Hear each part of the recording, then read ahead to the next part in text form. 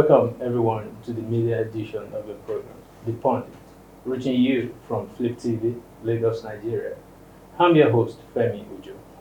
On this program, this is where we get to analyze Nigerian political system, politics, governmental activities, and some of the things that has to do with all of us as Nigerians and that affect our daily lives. Today, I have someone who is a man of many parts. In Nigeria, he is a scholar, a writer. He is globally cited all over the world because he's an authority, a professor for that matter. And he is one of the champions of the cause of Yoruba nation. He has written extensively on the Yoruba people as a nation. Welcome to me on board, Professor Banji Akintoye. Prof, you're welcome. Thank you, my son. Yes. Right. Yeah, Prof, I would like to interrogate you on the issue of Amotekun. Mm-hmm. That's the topical issue in the southwestern Nigeria Of this movement. at this moment. Yeah. But being a professor of history, so I would like to take you from historical perspective of how Amotekun came to be in Nigeria. Yeah. So can you please tell us?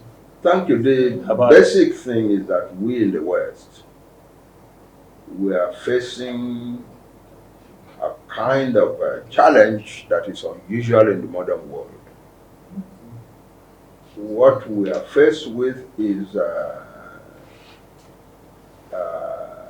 an attempt by a section of the country to which we belong upon our prosperity, upon our sustenance, upon our future, upon the lives of our people.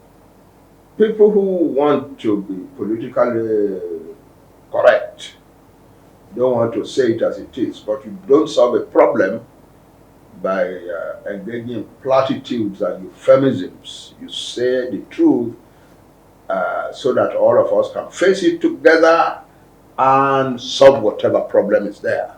We have for a long time had Fulani herdsmen come to rear cattle in Yoruba land. They have usually come peacefully rearing their cattle, respecting farms along their way, not getting into any conflict with anybody, and not hurting or destroying anybody's assets. And so there have never been any hostility or even the smallest rumbling about the Fulani herdsmen in our land. But in the past 5 years, since 2014, the whole picture has changed.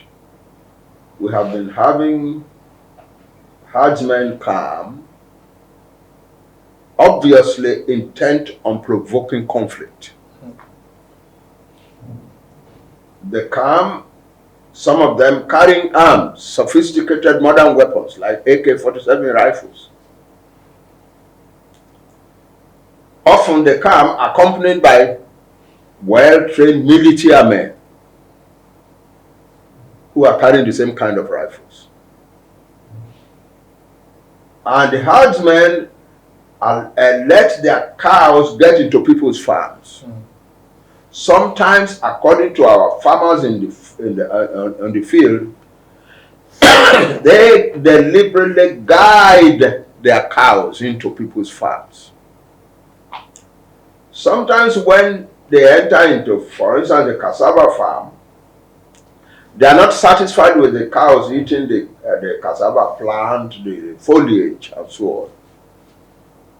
They themselves dig out the cassava tubers for the cows to eat. Sorry.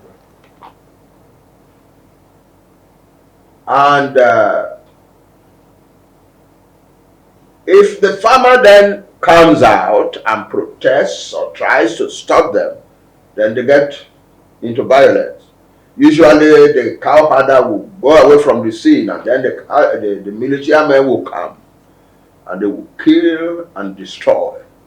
Usually they will come in the night, attack the villages around, destroy the villages, kill the people, and then run away. And that's what we have been seeing. Well, we could easily have said, because we are people who are intellectually sophisticated, we Yoruba could easily have said, this is a product of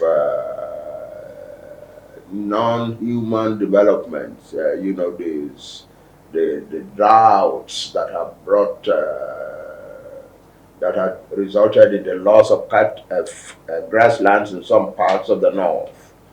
The fact that the cow herders are forced to come south and so on. And that is all that is happening. But we know it is not all. Well, we know it is not all because we hear what some Fulani agencies, organizations, and persons have been saying. Prof, that's so deep on that historical perspective. Yeah, no, so then we have to ask ourselves, especially because the federal government was not stepping forward to defend us, and because we know that the same thing is happening in the Middle Belt and the Southeast and the South-South, that we have to defend ourselves. Okay, on that defense of territorial integrity, don't you think that defending ourselves, especially the southwestern region, some people have said that that means we are tending, those promoters of Amotekun, they are tending towards, a sovereign regional force, which is contrary to the provision of the Constitution. We're not installing, I don't think any governor that we elected would think of installing a regional force, a regional army. Of course not. It's a vigilante arrangement. And that is something that we are entirely entitled to do. The man who is the head of a family has a right to employ security men to watch over his house. That does not conflict with the Constitution of Nigeria. Okay. In fact, the Constitution of Nigeria says very expressly that it is our right to defend ourselves, to defend our families, to defend our homes, to defend our communities, and to create agencies for doing so. It's in the Constitution. So we are not doing anything beyond that. So, Prof, 2 days after Operation Amotekun was launched in Ibadan, the capital of Oyo State, by the 6 governors of the southwestern state, the Attorney General came and said, this thing that has just been launched, that it's illegal and it's work, contrary to the spirit of the Constitution. What do you have to say about that, sir? The speed with which he spoke after the launch is itself very suspect. It's very suspect. Because he belongs to the ethnic group whose members have been coming to destroy life and property in Yoruba land and in other parts of Nigeria without any effort by the federal government to restrain them. They have influence to stop the violence, and they have not exercised that influence. What I'm saying is, if I were a Yoruba person, were president of Nigeria, and some young Yoruba people were going around the country, the rest of the country, causing mayhem and destroying life and property, we will all look at the Yoruba man and expect of him to use his influence with those boys to stop them, to speak up against them, find some way to stop them. Buhari's government has the influence to stop the Fulani herdsmen from committing the atrocities they've been committing across the south and the Middle Belt. They have not done so. That giver who comes from the Middle Belt, from Taraba in the Middle Belt, said he saw evidence. He's a soldier. He's one of the greatest men in the history of the Nigerian military. He said he saw evidence that the military was not defending the people being assaulted, being killed. That the military in fact behaved sometimes as if it was colluding with the killers. And he then told his people, defend yourself. If you are waiting for the authorities to come and defend you, you will all die one by one. We Yoruba don't want to die one by one. We don't want to die at all. So we have to defend ourselves.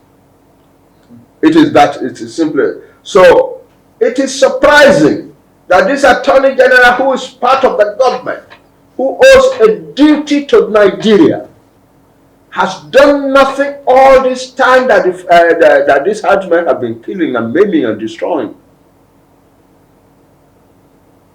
And then some people gathered together, even if they made a mistake in the way they are doing what they are doing. One would expect the people who rule Nigeria, the Attorney General of Nigeria is responsible for the welfare of all of Nigeria. We will expect him to say, okay, I will look at what these people are doing, invite them and so on, and not come out the next morning spitting fire against what they have done. Okay. The other thing is that his claim that what we are doing is illegal is wrong. I was coming to that. Blatantly wrong. We have a right to do what we're doing. We have a right to protect ourselves. We are not setting up a regional police or a regional army. We are gathering. There is something that people may not give consideration to when it comes to all this. The natural reaction when people are being killed and their property destroyed and they are abandoning their farms and running away and so on and so forth is to tell people, don't run, wait and defend your home, defend your farm, defend your villages. Natural, yes, that's the natural reaction. So that's what we have been shouting to our people. Don't run from them, wait and defend your home and so on. And don't give up your land to anybody. But we have to admit, we are civilized people. We are civilized people. We have to admit that behind defend yourself, defend yourself, defend yourself, there is a danger. The type of danger that we don't want to see on our land. The danger that people can take the law into their own hand, go around looking for Fulani in the bush and killing them. We don't want that to happen in Yoruba land. We are a nation that is committed from our traditions, from the foundations of our society. We are committed to welcoming the foreigner to our land, to taking care of them, to helping them, and so on and so forth. So suddenly now to become a land where we have some particular group of foreigners just being killed around in the bush is not acceptable to our culture. We cannot let it happen. But nobody knew what to do until the governors came out with the idea that they would form a creative force. Now, so instead of defend yourself, and just kill people in the bush, they are now saying, no, we can't do that in Yoruba land. No, we can't do that. What we will do is set up a group, recruit young men and women into it, give them proper training and guidelines, and show them what to do so that they can protect the bush areas and the villages and the roads and highways that connect them. With the result that the farmer can go back and do his farming without fear. He doesn't have to arm himself or arm his children, his sons, to go and defend him. You know there are people around who are protecting the area. I think that is a very civilized answer to a terrible problem. And we must really thank our governors that they came up with it. Only they can do it really. That's the truth of the matter. There were rallies across the 6 states of the southwestern states. And solidarity in support of Amotekun and all that. What do you think that would achieve? Well, we know, Yoruba people know. We know from our experience in Nigeria generally, and we know from what has been happening in the declarations, in the launching of Amotekun, so that they will go through and get it done. That the young men who have been asked to do the coordination of it will also have confidence that we are all behind them. And that the people in Abuja who think that they can destroy, they can frighten the governors or frighten anybody into not doing, will know that they cannot frighten the governor. Because back home, there is solid support for Amotekun. That's what we wanted to do yesterday, and we did it beautifully. Yeah, it was such a successful rally. Yeah, it was a very successful thing in every state capital, except in Lagos, where some policemen didn't get their orders correct, and they thought their duty was to stop it, and they stopped it in some way. But some of it still happened, even in Lagos. Yeah. Besides solidarity, rally, and all of that, what other ways do you think your organization will pursue to ensure that this Amotekun has truly come to stay? Yeah. When I was invited to speak at the launching of Amotekun, I made the point at the end of my short speech by saying, you governors, you are highly educated, highly accomplished people. So we know you, and we have confidence that you will handle this super fine. And you young men who have been given the assignment of coordinating this, we know that you will do it very well. And that you will train the people you recruit very well. You will give them clear guidelines. You will provide for decent and effective supervision in the field, so that nobody goes out there to begin to do things of his own. You are not doing things, you are doing things according to your training, according to your guidance, and according to your supervision. And so I said, and you young men and women who will be recruited, no, you are having the great privilege now of defending a great nation that is under pressure. And therefore you must do your work as you are trained to do it, as you are guided to do it. Follow your guidelines. Don't go into the field and go and manufacture inventions of your own. No. Do it as you are trained to do. For instance, if what you are trained to do, I don't know, I'm not saying that I know, I just say, for instance, if what you are trained to do is, if you see herdsmen causing trouble and so on, and the farmers are getting enraged and so on, you find some way to keep the two apart. Then you go and get the police to come and intervene, which didn't exist before. So that type of third party that will stand between the two and go and get the police to come and intervene didn't exist before. And so it was just fighting and bloodshed in the field. So if that is the way you are trained to do it like that. Don't go and start to fight. No, if you are not supposed to fight, don't go out of some patriotic zeal. You want to fight? No. Do the job as you are trained to do it. And we in Yoruba World Congress will keep close to the people who are working on this, so that they will train our boys properly, and so that our boys will carry out their orders properly in the field. That's the duty of citizens. We as citizens of the Southwest, we keep close to the people in charge and make sure that they do it properly. That's all. Okay.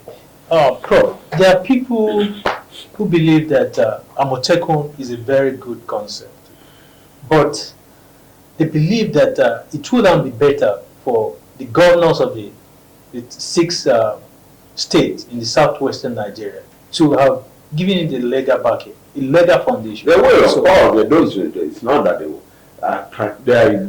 They operate under law. A governor is a governor by law. But what about a governor is a governor by law? Whatever he does by law.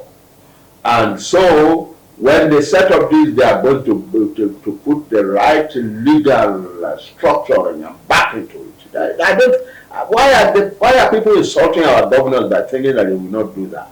But the thought is that they should have done that at least giving it legislation by the state assembly before going out to launch. Before people say before. Okay, the important thing is they launched it to announce to us, to the citizens. Okay, we have a reason to your aid. We have a reason to do what you want us to do. That is what the launching was all about, as I see. Listen, you people of the Southwest, you want us to rise up and defend you. Now here is our announcement that we will do so. We are setting up the agency to do so now. That is our understanding. And it's a very good thing that they did that, because it has created a great deal of relief among our people. Our people are greatly relieved. A great deal of hope.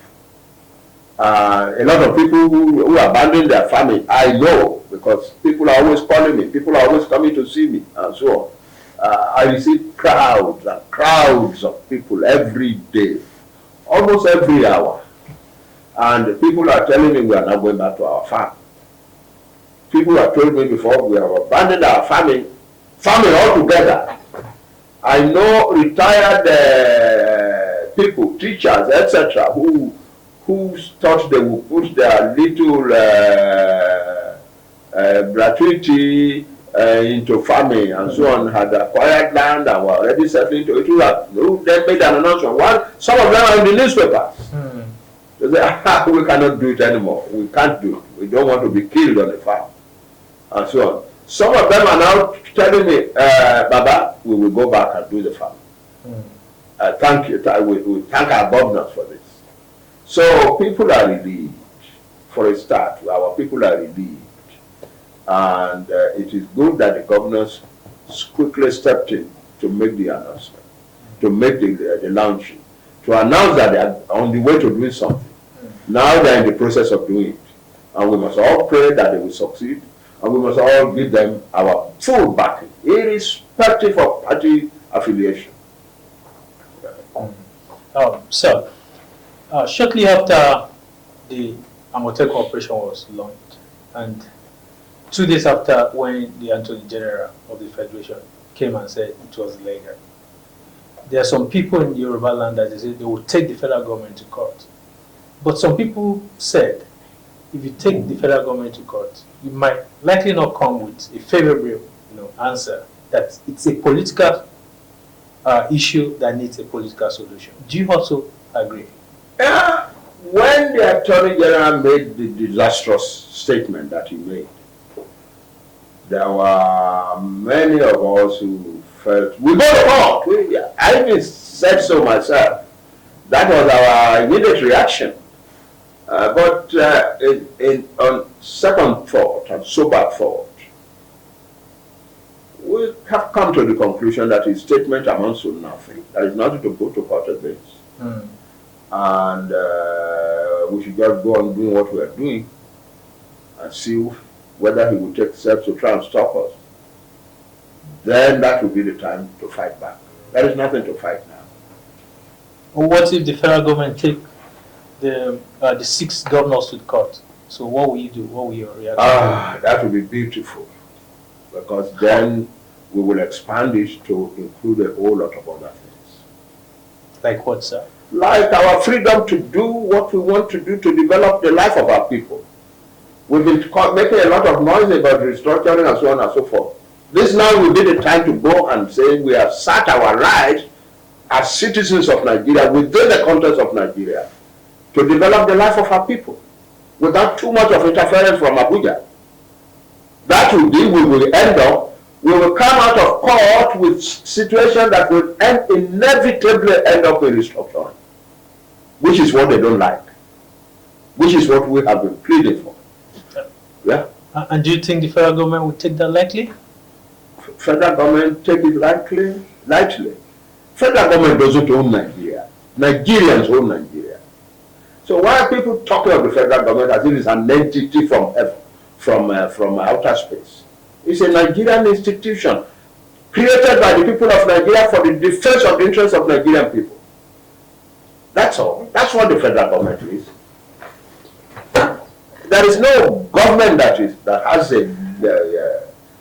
has a sovereignty of its own. No. The federal government is employed to operate the sovereignty of Nigeria. And the sovereignty of Nigeria belongs to the people of Nigeria. So there is too much. I guess it is the way we are ruled that creates that impression among us that the federal government is a behemoth from outer space able to quell. No, it's not so. It is not so. And the different peoples of Nigeria should begin to say that it is not so. The federal government is not the Lord. It's not our Lord. Nigeria is the Lord and home of all. It's not the federal government. We set up the federal as an agency. Should, in case the 6 governors of the southwestern states withdraw from Operation Amotekun, I read in one of the dailies that Amotekun is beyond. Amotekun is beyond. That during the process, nothing can kill Amotekun now.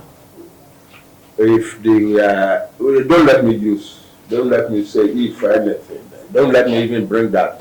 All I will say is that Amotekun is here to stay. It will work. It will be super. It will be fully organized and refined, and it will serve the purposes of security in the southwest, without any interference with the agencies of the federal government, without any conflict with the agencies of the federal government. Even if the governors back out of it. No, I don't. I've told you, I will not even talk of if. I just tell you what we have decided that we will hold, we will use, and we will protect our lives. Sir, you briefly talk about restructuring. What is your idea of restructuring the Nigerian political entity? We came into Nigeria in 1914 as different peoples, each of which has its own system of sovereignty and legitimacy. We were all brought into one country. That doesn't take our legitimacy as people from us, doesn't take our existence as different peoples away from us. There is no country, multi-nation country in the history of the world where the existence of the country results in the dissolution, destruction of any of the ethnic groups. It doesn't happen. It doesn't happen. In the great empires of the past, Roman Empire, Egyptian Empire, Babylonian Empire, call it whatever, or your empire at home here, and so on. The ethnic groups in the empire have their own existence, which nobody can take away. Usually, the empire dissolves after some time because they suffer indigestion. The indigestion arises from the fact that they have too many people inside their belly, and they do not know how to handle them, and so that results in dissolution of the empire. What we are saying for Nigeria is this: Nigeria should not suffer indigestion. Nigeria should respect the integrity, the existence, the integrity of every one of its peoples, whether large or small, and should organize itself, manage its own affairs in such a way that every nationality in Nigeria feels respected. That is the only way to keep Nigeria together. If we allow conflict over some federal authority control and so on, if we continue with this for longer, Nigeria will break up. We don't want it to happen. Listen, People don't know how much some of us, some persons in my generation have invested, the emotions that we have invested on Nigeria. It has been my lot to travel in the world a lot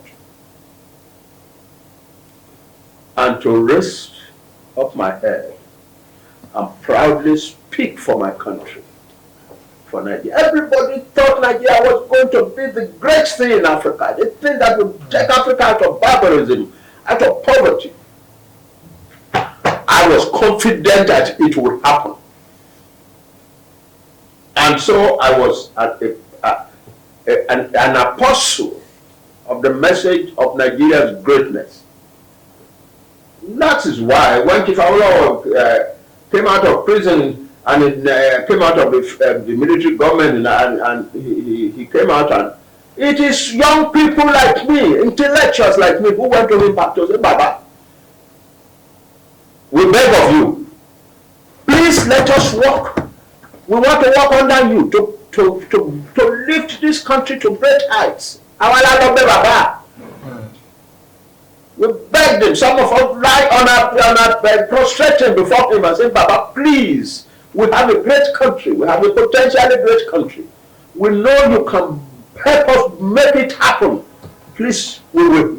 Whatever you ask us to do, we will do. And we did whatever he asked us to do.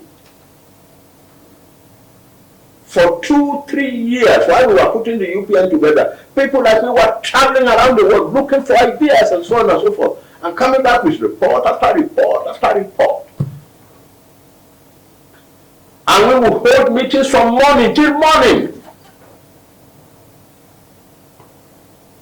creating ideas, creating programs, creating projects, and so on. I went to give a lecture abroad, and I said, in South Korea or something. In 1976, that was in Hong Kong. I presented a paper at which I said that Nigeria will soon show itself in the world as the black man's world power of modern times. That is what I believed at the time. So it is not an easy thing for me to sit and see that Nigeria going down. United Nations says Nigeria is one of the poorest and most unequal countries in the world. Different ethnic groups in Nigeria have raised up their voices at different times for being threatened or even targeted for examination. In my Nigeria, I can't stand that. That is why I'm doing what I'm doing now. We can't stand that. I should not stand it. Nigeria can be a great country. Nigeria as it is can still be a great country. We have all the indices available. All we need to do is change the way we structure the country, change the way we are managing the country, and help it to fulfill its destiny. That's why I have written more than 450 articles on restructuring. Why? Because I cannot let Nigeria go. Nigeria cannot get out of my veins. That's all. You are sentimentally attached. Yes, that is it. And some people who are saying people want to restructure, they want to break up Nigeria, they're talking trash. Break up Nigeria? We don't want to break up Nigeria. We who want to restructure Nigeria want Nigeria to succeed. It is the only way to make Nigeria succeed. And those who are resisting it are making Nigeria fail. And if Nigeria finally breaks up, it will be their fault. That's all. They will bear the historic burden for destroying a potentially great country. Yeah. Oh, Prof, thank you so much for your time with us. On a final note, what is the way forward for Nigeria? The way forward is what I've just stated. We can still become a great country, but we have to sit down and redo it all over again. All this about centralization of power and resource control in the hands of a so-called federal government. There is not a federal government. There is no federation left. So calling the government in Abuja a federal government is using the wrong word. So what do we use? Yeah, it's a unitary. We are a unitary state now. So it's not a federal government. It's a central government. Yeah, but not federal. We must eliminate that. We must go back to federalism. We had a great constitution in 1963. We go back to that. We restructure our country. I'm not saying that we will go back to the 4 regions of 1963, but at least the relationship between the federal government and the peripheral governments, whether they are state or regional or whatever, will be as was agreed upon in 1963. And we go on from there. And each section of the country is able to fight poverty in its own area and to make its own kind of contribution to the overall prosperity of Nigeria. That is the only way to do it. India is a country very similar to Nigeria, though much larger. We have about 700 ethnic groups in Nigeria. The Indians have more than 2,000. And after their independence, when the northern provinces broke away and became Pakistan and Bangladesh, the tendency among the rulers of India was to do what we are doing in Nigeria now, have a central government that will control everything and so on and so forth. But there were Indians the more Indians shouted, restructure this country, let's have a proper federation. The Prime Minister, Nehru, a very influential person, he's a politician, was opposed to restructure to that. He was opposed to restructuring. He was afraid that if they give respect to the nationality, to the linguistic group, that's what they call them in India, to the linguistic groups, it will end up in the dissolution of India. That's why he was opposed to it. It's not that he wanted power in his hands. He was a Democrat, but he feared that giving autonomy to the linguistic groups would end up dissolving India. It's different from what our people are doing in Abuja. What our people are doing in Abuja, we must be in control. That's not Nehru's attitude. We must be in control. We are in control. And we will be in control. So now, but none of us knows how to do it. So let's sit together and find out how to do it. That's a Democrat. And so they set up a commission and gave it certain guidelines.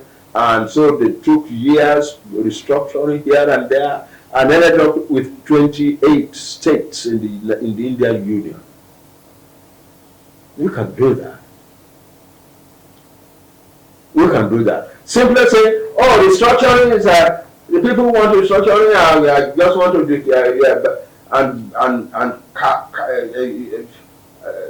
give them bad names. The answer is not the answer. The answer is that we must sit down and look at our country and see how we can make it work. That is the answer. And I speak clearly about these things because I should not, I'm 85 years of age. I have been the young citizen of a country that made me, that intoxicated me. As a Nigerian senator, I was young in the Senate. I was one of the youngest people in the Senate. As a Nigerian senator, I was invited by the Republic of South Korea to give a lecture in Korea in 1982.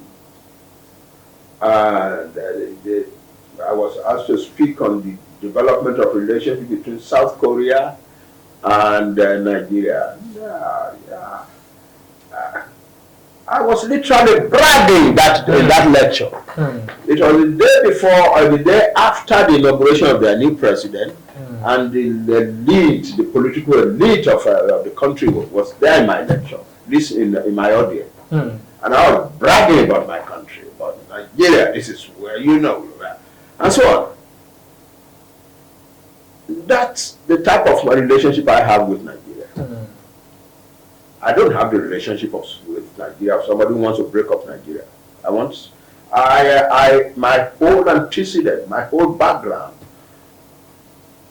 is riveted on the issue of greatness for my country. I believe we can do it. I believe we have the resources to do it. I believe all the indices are there.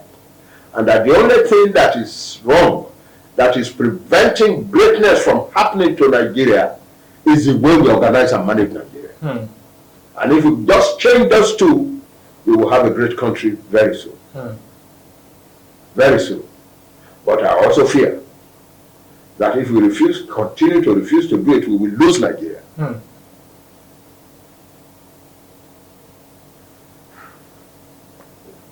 That's it. Thank you, Prof. Thank you. For the audience of this program. Thank you. You heard it all, obvious. The only way that Nigeria can move forward is for us to sit on the table of brotherhood and discuss about this nation. Until we meet again, I remain your host, Femi Uju. Bye.